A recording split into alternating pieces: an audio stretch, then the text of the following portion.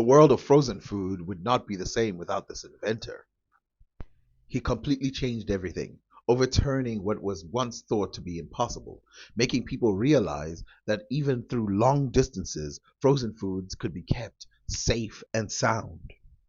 Now, the fridge had already been invented in the 1800s, but this was not the fridge. This was an improvement to almost everything that had existed before and would change what would happen afterwards. Though those fridges were very important, they did not play a very significant role early on because most people could not afford them and they could not be used. Enter Frederick McKinley Jones with his trucks that he had invented. The co-inventor that worked with him was someone who we're going to talk about later, and how we see that he outshined Frederick McKinley Jones, even though Frederick was the inventor. It's almost like Steve Jobs and Steve Wozniak. Steve Jobs taking all the credit, even though he's not the inventor. In this, we see an air conditioning unit that is being used in a truck. And as you can see, this cooling system is invented by one man and one man only, and that's Frederick McKinley Jones. Obviously working with a company, but he is the main designer. His genius is what is inside this product. Now, some people make the mistake of thinking that just because he invented this for a truck, that it was limited to a truck, but it was not limited to a truck. It was used in boats and also in houses. Which brings me to this guy. Thermostat and temperature control. Frederick Jones. Oh my God! So this is Frederick McKinley Jones, who did not invent the thermostat and or temperature control. Although he did receive a patent relating to improvements in a temperature control system.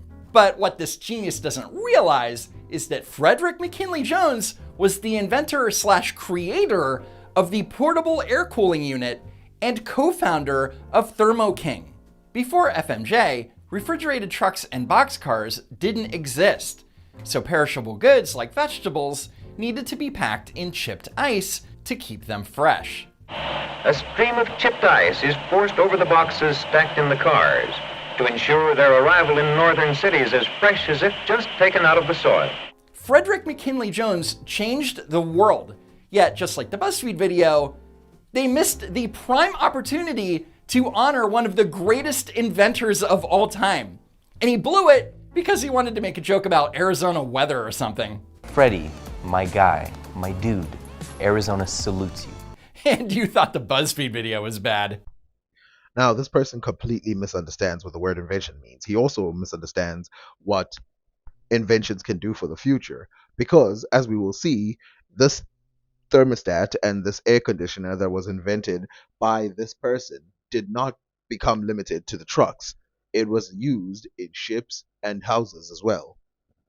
This was one of the worst criticisms, but I like this video that he made because I think it is a very good summary of how McKinley Jones introduced and improved the world. And remember, by the 60s, when McKinley died, he had completely overturned the world. It seemed like there was not any other good ideas that were going to come from the 40s after we had seen television and the fridge and so many other things coming in at the same time. But this person, Frederick McKinley Jones, brought so many different products. This is only one of his genius ideas. Let's deep dive into the history of Frederick McKinley Jones. So first, we start when he joins the army.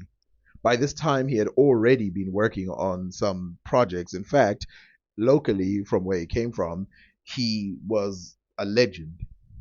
But he got into the army because that's just what happened back then. And World War I was in swing, and he decided to show off his skills. And because he was seen to be a person with high talents, he was used on the telegraph system and the recent telephone system, wiring and being an electrician for the army. This rose him and made him not need to go into the more dangerous spots of the army, and he became a hero once again. Everywhere he went, he became a hero. Now, lightning strikes once, but for McKinley Jones, it strikes many times. Before he joined the army, he actually was good with all kinds of technology. He was good with vehicles, trains, steam trains, and so many other things. And so when he got into the army, he got to work with the smaller things like the telegraph and stuff like that. And because of this, his skills improved greatly. He was then noticed by so many other more people, one of them who would be his partner for life. So the skills that he had learned, operating phones and operating the telegraph system, he started to use elsewhere. But he was self-taught. That is something that is very important. He did not go to school for this, and also he did not have someone in his life who was much greater than him who taught him everything he knows. The highest technology at the time was the radio. He made some improvements to the radio. And not only did he make improvements to the radio, but he actually fused the radio, meaning sound, with television, meaning movies in that sense. And because of this, he was noticed. One of the things that he did was fuse them together and make them sync up. Like I said, he had improved on the train, and refrigeration was on its way. Surprisingly, it was not just his reputation that helped him find a business partner who would take him to the next heights, creating this person's next step in life, making him a millionaire, one of the earliest black millionaires in history, who is a millionaire not because of some ordinary business venture, but actual things that would change the world forever. Seen here is Frederick Jones with Joseph A. Numero. Joseph A. Numero is the one with no hair.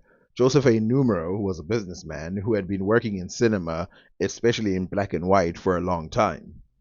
Now, the cinema was starting to change. One thing that needed to be introduced was sound, and people had no idea how they were going to do it.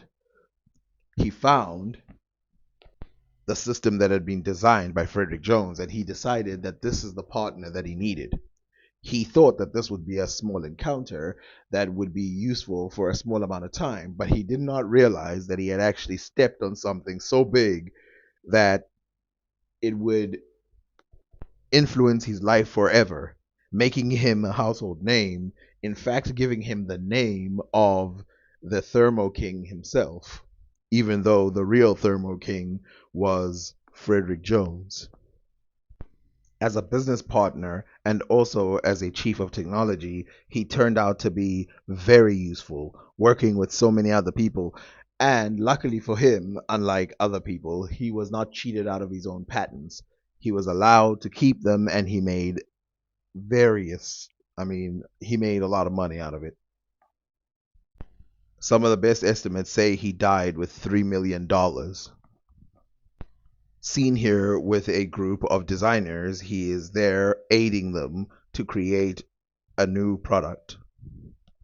Now, this partnership, like I said, would lead to those trucks, but here's a summary from the New York Times that summed up after the death of Joseph A. Numero. It is important to understand that Joseph A. Numero would have not gotten anywhere close to where he is without Frederick Jones. So let's read what they have to say.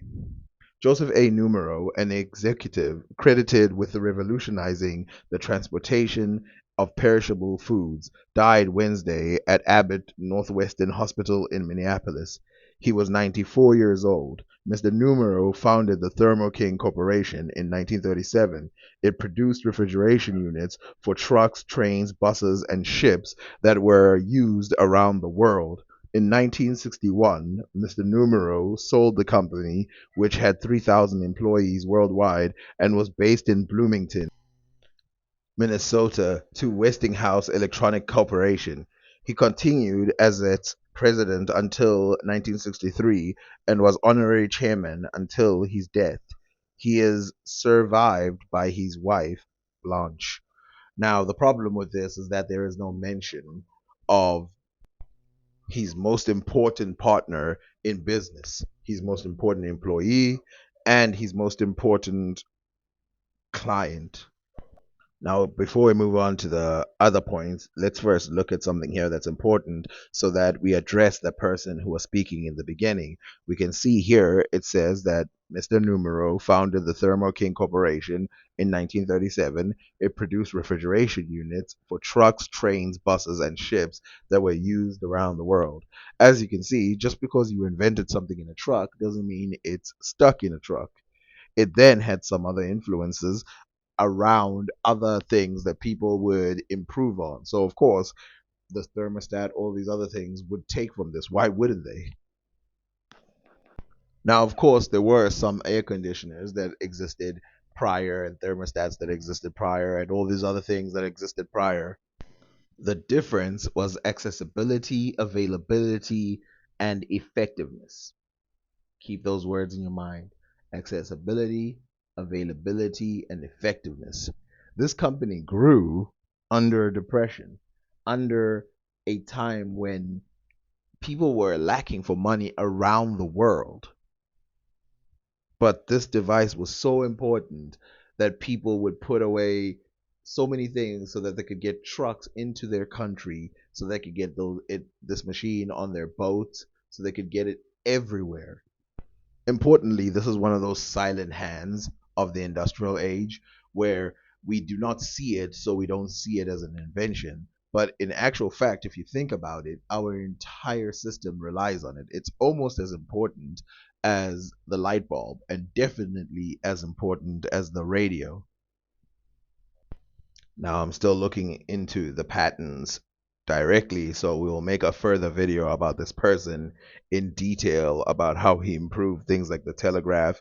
But it seems like 90% of his achievements were in refrigeration and in general in the cooling systems.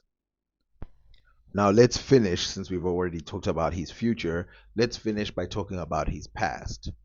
His past was actually one that was pretty tragic. His mother was a black woman, his father was a white man.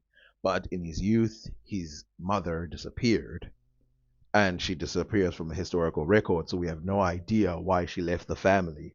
Whether it was for a serious reason or something small, like she just didn't want to be part of the family. I doubt that's the reason. Luckily, his father was able to provide a healthy, happy life for him, and he started working when he was very young, becoming a very useful person. He started learning some of his early skills of inventiveness when he was still a very young man. And then, of course, he got a job and started working on trains and things like that, becoming one of the most skilled. There's something about him that was just touched. Fortunately or unfortunately, World War I happened, and that's when his skills shot to the ceiling. And we know what happened after that.